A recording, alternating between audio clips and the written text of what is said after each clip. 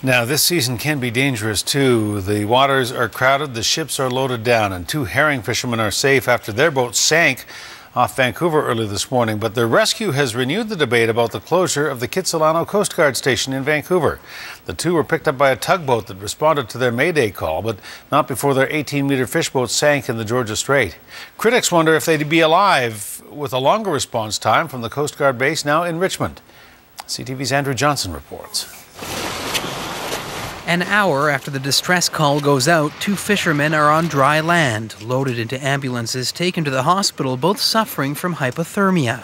At about 5:15, the mayday call went out, an 18-meter fishing boat in distress off Point Grey.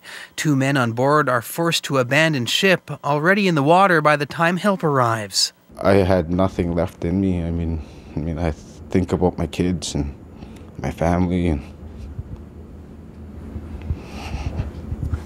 a tugboat is first on scene, followed minutes later by the Coast Guard hovercraft dispatched from the base in Richmond. The Coast Guard crew pulled the men out of the water. The response time, 23 minutes. Well, I think it's very fortunate. A textbook rescue, says Mike Cotter from the Jericho Sailing Club, a critic of the Harper government decisions to close the Kitsilano Coast Guard base.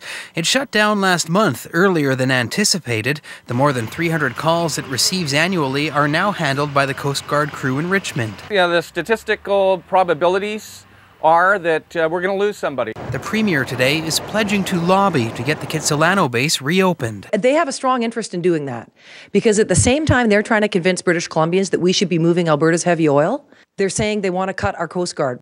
The sudden closure of the Kitsilano base had fishermen on Vancouver Island fearing for their safety. You need a fast response. If you don't get a fast response, you might as well not come, because you just pick up the bodies. The federal government is shutting down communications and traffic services based in Comox and Tofino next year. Islanders fear that is only the beginning. Andrew Johnson, CTV News.